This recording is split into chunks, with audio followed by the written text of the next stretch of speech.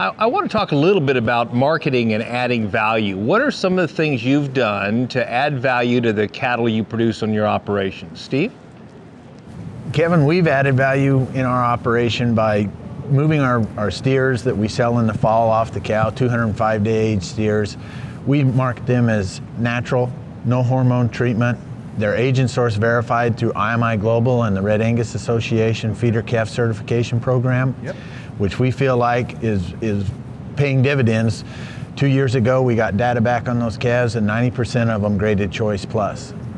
On the heifer side, we've always been a maternal operation. So we work real hard at developing replacement quality heifers. We grow them over the winter, and then in the spring, say March, April, that's when we'll sell heifers through Superior as value-added heifers. Replacement heifers, outstanding. How about your ranch?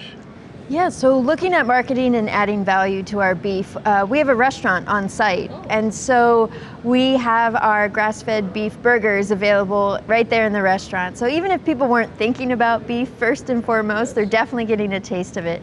And we also offer our Kualoa grown market, which is a kind of a side local market where our other cuts can be bought by the locals or visitors alike. So it's really an opportunity to not only see it in a restaurant setting and see what it all can be, but also how you can take that home and incorporate it into your own recipes. And obviously using social media. If you tag us and include, we have our great customers do the marketing of our beef almost for us by word of mouth. That's perfect.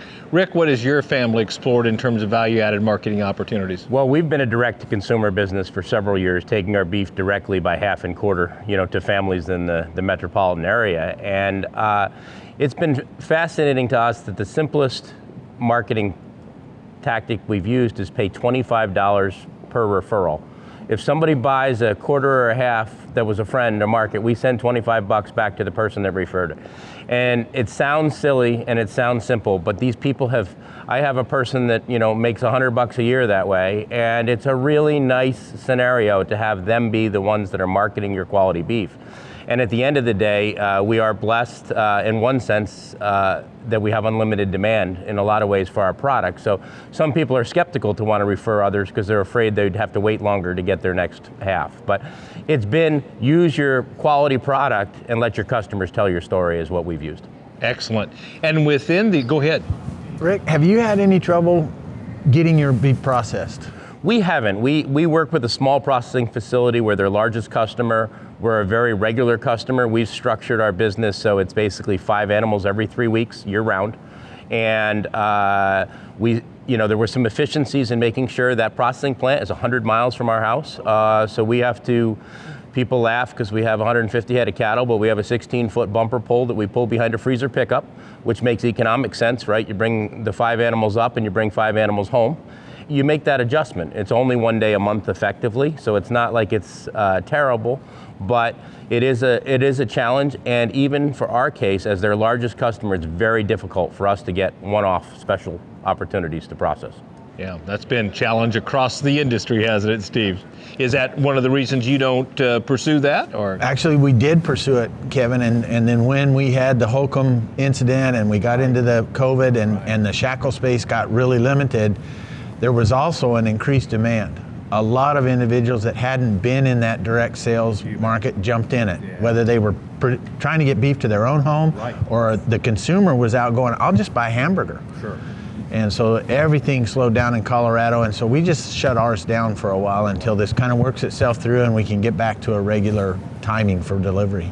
Let's talk more about that. What other challenges have you experienced in your direct marketing efforts? Well, like Rick was saying, we're blessed with increasing demand and not being able to keep up with production as much as there is demand. There's a balance with marketing and advertising. You don't want to do too much if you don't have the supply, because now you're just creating potential angry customers.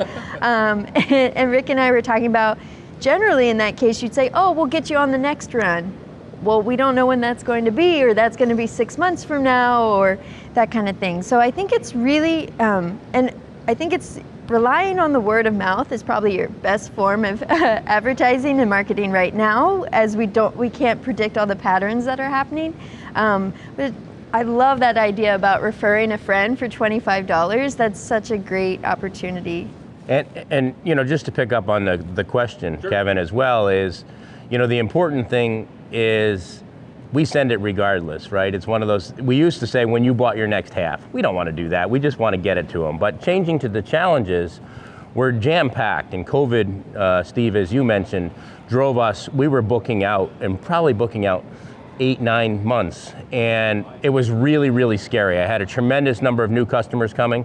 I knew I had a Rolodex of very, very reliable customers that had been more than a decade. Yes. And how did I reserve those slots for them, but not turn down the business that you had coming? And then it was very unfair, I felt, to tell a regular customer they'd have to wait 6 months now, you know, instead of their normal time period. That fortunately has slowed down. And the last piece I'll say is there's very little room for error because of the processing plants. You know, and we work to sell those 5 animals every 3 weeks. But if something doesn't work out right, we occasionally throw a retail one in there because we do a little bit of retail at the farm, and you can swap. But if you don't have one to swap, then all of a sudden you're pushing everybody down the road. It's very difficult to make it up because you can't just simply call up and say, hey, could I have one more slot? It's a lot more complicated than just keeping a couple of animals back and feeding them some grain, isn't it? And that's what I hear. If you want to do it right, I think it is.